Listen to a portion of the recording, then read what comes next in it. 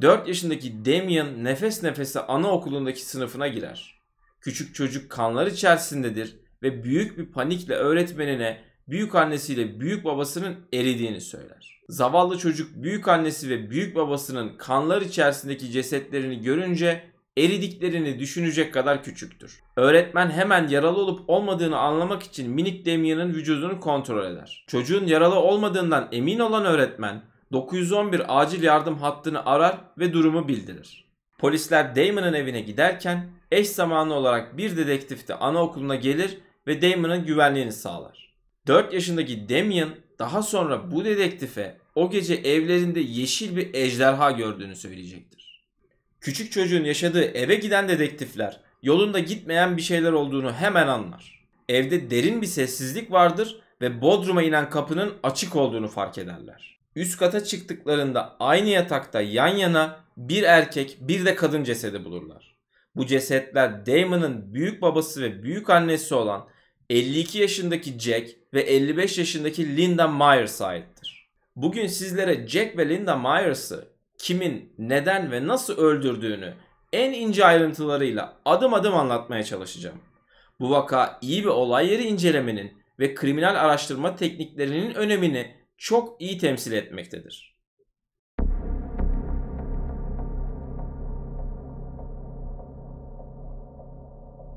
Cinayetlerin işlendiği çiftlik evinde çok detaylı bir olay yeri inceleme süreci başlamıştır. Otopsi raporları kurbanların kafalarına aldıkları ateşli silah yaralarıyla öldüğünü doğrular. Tahmini ölüm saati sabah saat 4 ile 6 arasındadır. Aynı raporlarda Jack'in önce vurulduğu, Linda'nın ise silah sesini duyup uyandığı ve vurulmadan önce katil ile göz göze geldiği tespit edilmiştir. Bunun nasıl tespit edildiğini basitçe anlatmak gerekirse Jack kafasının arkasından vurulmuşken Linda avuç içinden ve yüzünden tek bir mermiyle vurulmuştur.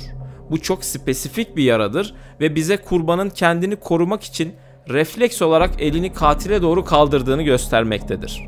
Tüm bu bilgilerin ışığında olay anında odada üçüncü bir kişi olduğu ve cinayetleri onun işlediği anlaşılmaktadır. Silahın patlama şeklinden ve kan izlerinin dağılımından cinayet silahının bir pompalı tüfek olduğu tespit edilir. Odada fişek kovanı bulunmaz ancak ateşlenen fişeklere ait olabileceği düşünülen kırmızı plastik kalıntılar bulunur. Devam eden inceleme esnasında mermiler kurbanların yastıklarından çıkarılır ve detaylı bir inceleme için kriminal laboratuvara gönderilir. Bu mermilerden videonun ilerleyen kısımlarında tekrar bahsedeceğiz. Dedektifler ayrıca Jack'in baş kısmında garip bir şey bulur. Bu bir tür kumaştan yapılmış ve tüfeğin ucuna bantlanmış ev yapımı bir susturucudur. Ancak işe yaramamış ve silah ateşlendikten sonra silahın ucundan fırlamıştır.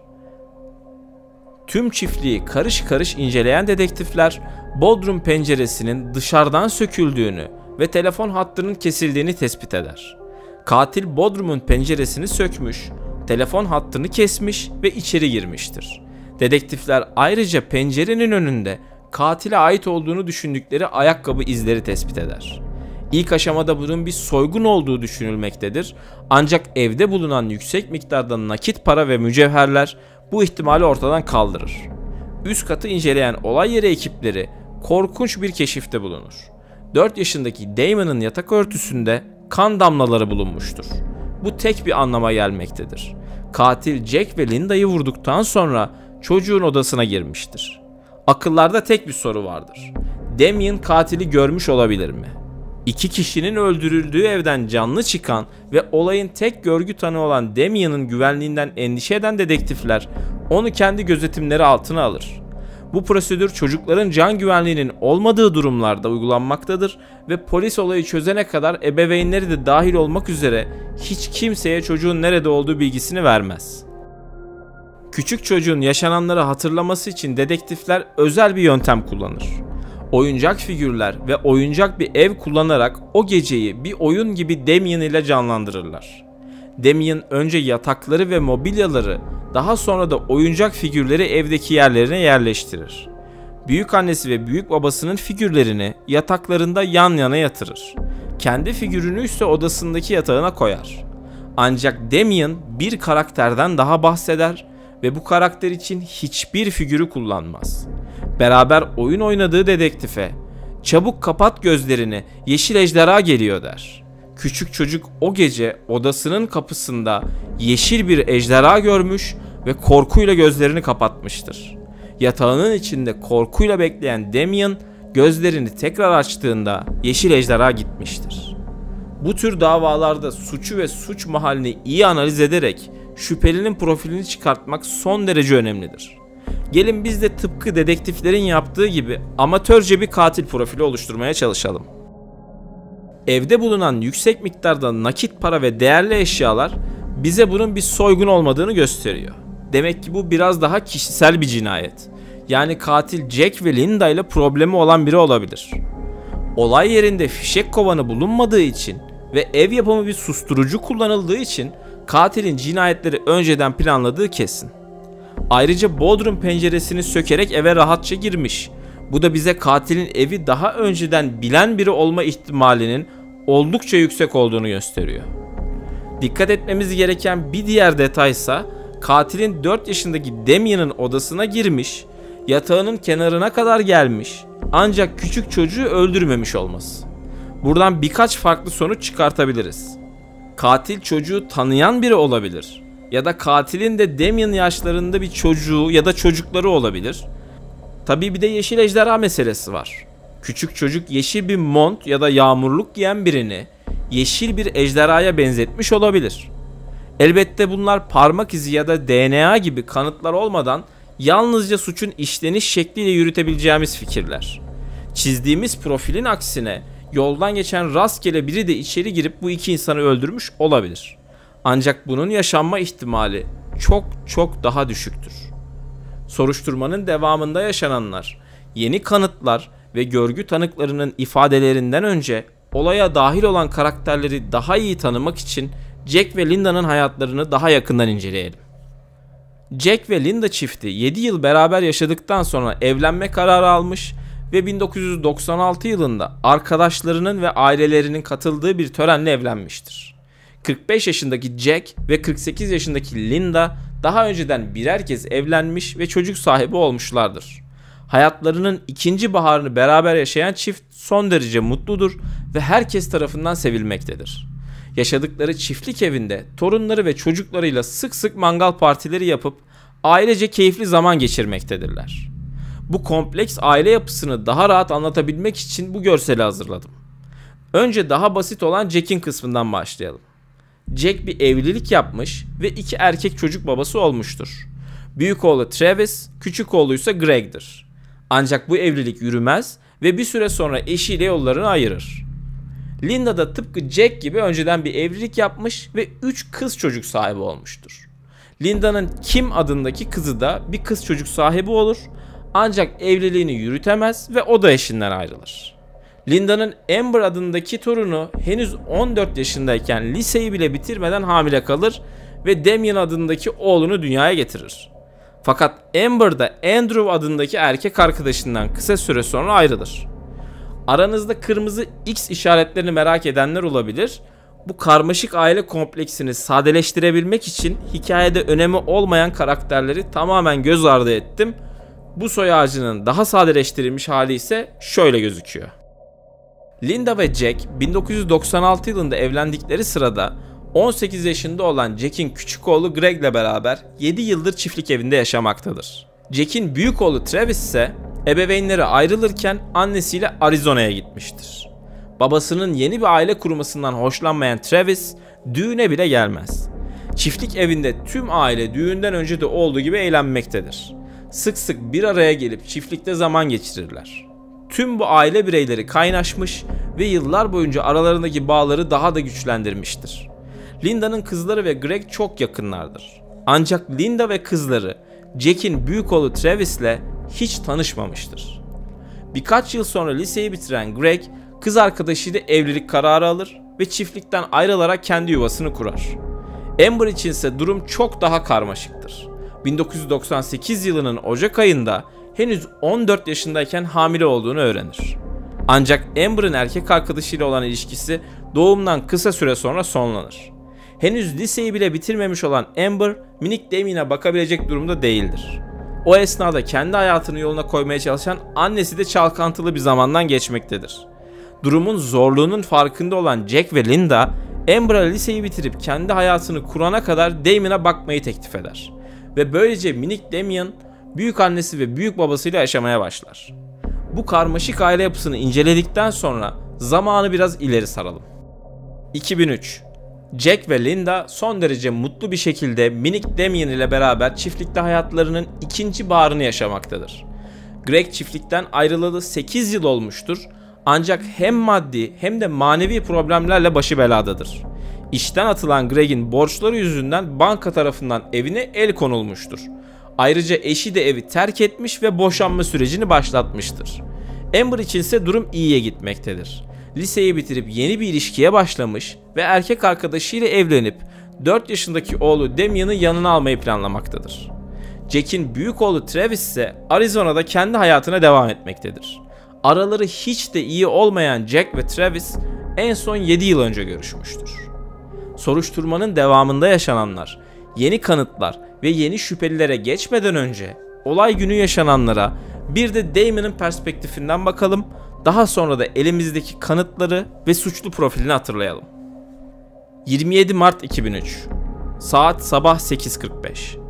Damien uyanır ve okula geç kaldığını fark eder. Bu sabah garip bir şekilde büyük annesi onu okul için uyandırmamıştır. Çocuk büyük anne ve büyük babasının yatak odasına gider ve yatağın ayak ucunda durup büyük annesini ayağını sallayarak uyandırmaya çalışır. Ancak başaramaz.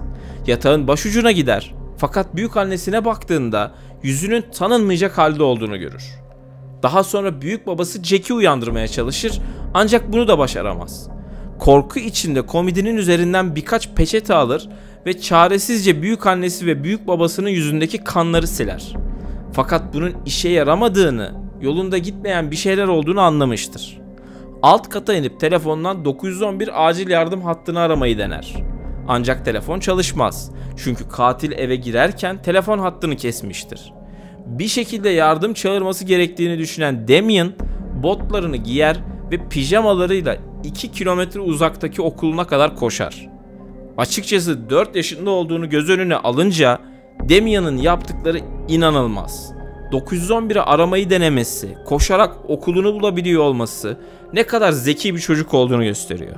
Kurbanların yastıklarından çıkarılan fişekler kriminal laboratuvarda incelenir ve raporlar kullanılan mühimmatın 12 gauge federal marka tekli fişekler olduğunu gösterir. Bu fişekler kırmızı renktedir ve yapısal olarak olay yerinde bulunan kırmızı kalıntılarla eşleşmektedir. Ayrıca cinayetlerin işlendiği çiftlik evinin yakınlarında yaşayan bir komşu, cinayetin işlendiği gece sabah saat 4:30 civarında Jack ve Linda'nın evinden ayrılan beyaz bir minibüs gördüğünü belirtir. İşlenen suçun doğası gereği dedektifler katilin Jack ve Linda'ya yakın biri olduğunu düşünmektedir. Bu bilgiler ışığında aileyi inceleyen dedektifler bir şüpheli listesi oluşturmuştur ve bu listede 1 numarayı küçük Damien'in babası Andrew almıştır. Andrew, Damien'in velayetini almaya çalışmış ancak özellikle Linda çok sert karşılık vermiştir.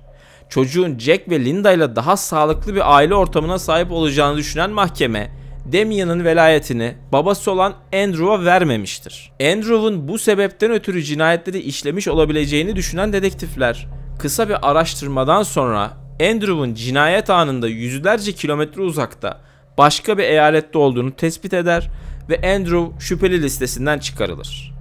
İkinci dikkat çeken şüpheli ise Jack'in 28 yaşındaki büyük oğlu Travis'tir. Baba oğul arasındaki küslüğe ek olarak Travis'in suç geçmişi de vardır. Travis hakkında daha fazla bilgi almak isteyen dedektifler, Travis'in 25 yaşındaki erkek kardeşi Greg'in evine gider. Cinayetlerin işlendiği zaman diliminde Travis'in nerede olduğunu araştıran dedektifler şok olmuştur. Uzun yıllardır ülkenin diğer ucundaki Arizona eyaletinde yaşayan Travis, cinayetlerden birkaç hafta önce Ohio'ya gelmiştir. Ve dedektifler Greg ile konuşmak için evine geldiklerinde Travis de evdedir. Ekipler iki kardeşi de sorgulamak için karakola götürür ve ayrı ayrı odalarda aynı anda sorgular. Travis ülkenin bir ucundan buraya kardeşi Greg'in çocuklarıyla görüşmek için geldiğini söyler. Dedektifler Travis'in gerçekleri sakladığını düşünmektedir ve onu sorguda sıkıştırmaya devam ederler. Bu esnada Greg'e yöneltilen sorular kardeşi Travis hakkındadır. Greg kardeşinin olağan dışı bir davranışı olmadığını, yalnızca biraz endişeli gözüktüğünü söylemiştir. Katilin Travis olduğuna ikna olan dedektifler Greg'i serbest bırakır. Bu esnada dedektiflere cinayet saatinde olay yerinden kilometrelerce uzakta olduğunu kanıtlamaya çalışan Travis'in yardımına annesi ve kız arkadaşı koşar. Verdikleri ifadelerle cinayet saatinde Travis'in olay yerinden kilometrelerce uzak olduğunu doğrularlar. Dedektiflerin şüpheli listesindeki 2 isim de cinayetlerin işlendiği saatte olay yerinde değildir. Ancak tam da bu esnada polis merkezine gelen bir telefon her şeyi alt üst edecektir. Arayan John adında bir adamdır ve işlenen cinayetler hakkında bilgi sahibi olduğunu söyler. Genç adam ifadesinde Greg Myers'ın arkadaşı olduğunu belirtir. Greg genç adama babası Jack'i ve üvey annesi Linda'yı öldürürse çiftliğin ona kalacağını ve bu cinayetleri işlemek için bir tüfeğe ihtiyacı olduğunu söylemiştir. Bu sürpriz tanığın ifadeleriyle soruşturmanın tüm seyri değişmiştir ve dedektifler cinayetleri Greg'in çiftlik evine sahip olmak için işlediğinden emindir. Greg gözaltına alınır fakat onu cinayetlerle ilişkilendirecek hiçbir fiziksel kanıtları yoktur. Bu sırada dedektiflerden biri Greg'in gözaltına alınırken üzerinde olan cüzdanını incelemediklerini fark eder ve cüzdandan bir hediye kartı çıkar. Bu kartla Greg'in nereden ne satın aldığını öğrenmek isteyen dedektifler uzun bir araştırma sonucu kartın çevredeki bir alışveriş mağazasında kullanıldığını fark eder. Şimdi dedektiflerin aklında tek bir soru vardır. Greg Myers bu mağazadan federal marka 12 gauge'lik kırmızı fişek satın almış olabilir mi? Mağaza yönetimiyle iletişime geçen dedektifler bu sorunun cevabını kısa sürede alır. Greg tam da tahmin ettikleri gibi bu hediye kartıyla 2 kutu fişek almıştır ve o anlar güvenlik kameralarına böyle yansımıştır. Fakat bu delil yalnızca Greg'in o mağazadan fişek aldığını göstermektedir ve cinayetleri onun işlediğini göstermez. Bu sebeple dedektiflerin kanıt aramaya devam etmesi gerekmektedir. Gece gündüz demeden onlarca polisin katılımıyla gerçekleşen çalışmalar sonunda işe yarar ve Greg'in iş yeriyle cinayetlerin işlendiği çiftlik arasındaki nehirlerden birinde 12 gauge bir pompalı tüfek bulunur. Dahası tüfeğin namlusunda yarısı kopmuş bir bant bulunmaktadır.